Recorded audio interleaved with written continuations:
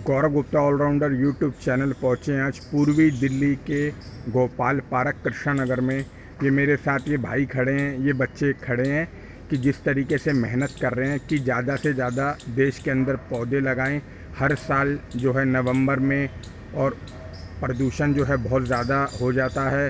सरकार हर साल पटाखों पर बैन लगाती है और इन भैया से बात करेंगे। भैया क्या कह रहे हैं, बताइए सर। नमस्कार, मेरा नाम है राहुल प्रहरी और मेरे साथ हैं Deepak Gupta ji nature care foundation से। बाकी ये 3 बच्चे आज पार्क में हमें खेलते हुए मिले, उदित, अर्नब और कौशिक जी।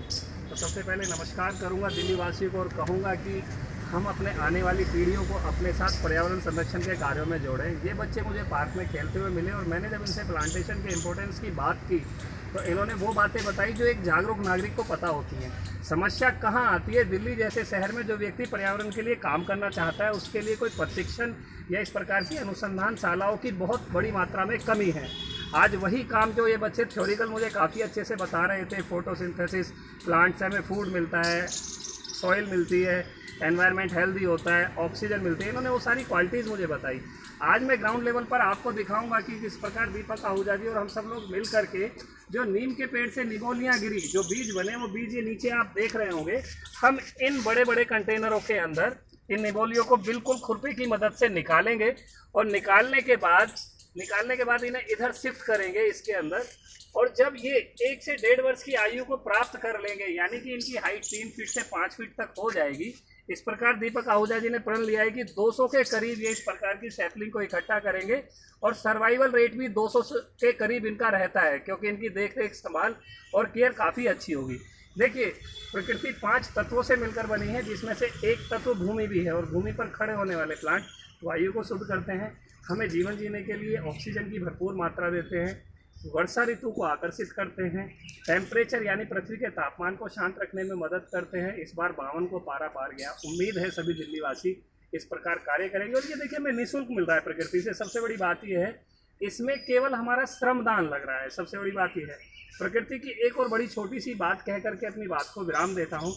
आप जब इन्वेस्टमेंट करते हैं तो प्रकृति की खासियत ये होती है, आपको मल्टीपल टाइम रिटर्न देती है। यानी एक सैपलिंग को हम सुरक्षित करते हैं तो मेरे जीवन से भी अधिक और लंबे समय तक चलने वाला नीम का पौधा, औषधीय गुणकारी पौधा हमें मिलने वाला है, वह भी कहाँ से? इस प्रकृति से। अच्छा, मेरा कुछ सवाल है कि ये नेता लोग जो हैं पार्कों में आते हैं, पौधे लगाएंगे, 4 लगा के भाग जाएंगे, सोशल मीडिया पे टसन दिखाएंगे, वो चौथे दिन पौधे सूख जाते हैं। 10 लगा दिए, 12 लगा दिए, मतलब एक फोटो के लिए ही पौधे लगाएंगे, आगे ध्यान नहीं रखेंगे उसका। आपका क्या कहना है? मैं राजनेता के ऊपर तो कोई टिप्पणी नहीं करूंगा, क्योंकि जहां राजनीति आती है वहां कुछ व्यवस्थाओं का अंत हो जाता है। मेरा निजी अनुभव इस प्रकार का है। अभी एक सरकार ने वादा किया कि दिल्ली के अंदर उन्होंने 35 करोड़ पेड़ लगाए। मैं आपसे कहता हूं, आप रोड नंबर 57 स्वामी दयानंद मार्ग, जो शाहदरा फ्लाईओवर के नीचे से शुरू होकर के गाजीपुर बड़े नाले तक जा रही है, जहाँ गाजीपुर मंडी लगती है, उसके बीच में उन्होंने कुछ पेड़ लगाए हैं। आप जाकर के देखिए, वो पेड़ 800 के करीब है। जब एक दिन मोटा मोटा मैंने उनको देखा, उस 800 में से यदि 100 पेड़ भी जीवित बचे हों तो आप मुझे बताइएगा। पेड़ केवल फोटो सेशन और फोटो शूट के लिए नहीं लगाना होता है। पेड़ लगाना है तो लालन पालन के लिए लगाना है। आप 2 लगाइए, 200 मत लगाइए, ज़बरदस्ती नहीं है, लेकिन वो दोनों पेड़ चलने चाहिए, उनकी देखरेख होनी चाहिए। जिस प्रकार एक छोटा बच्चा संभाल मांगता है, देखरेख मांगता है, उसी प्रकार पेड़ पौधे भी हमसे संभाल मांगते हैं। और 3 से 5 वर्ष की आयु के बाद ये हमारी संभाल करते हैं। सबसे अच्छी बात ये है। जी भाई।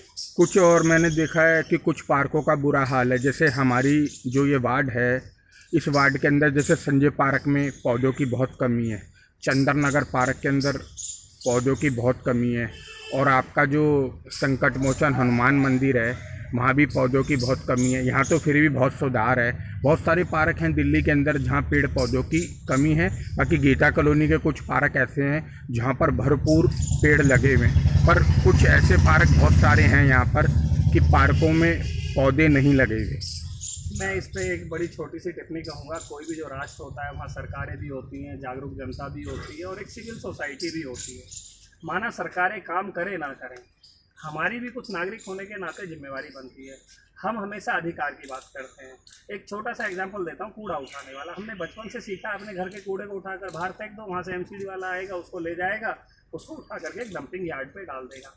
यानी हमारा बड़ा स्पष्ट कहना होता है, जहाँ जनता दोषी है वहाँ जनता की कमी है, जहाँ शासन प्रशासन दोषी है वहाँ उनकी कमी है, जहाँ राजनीति नेताओं की कमी है वो दोषी हैं।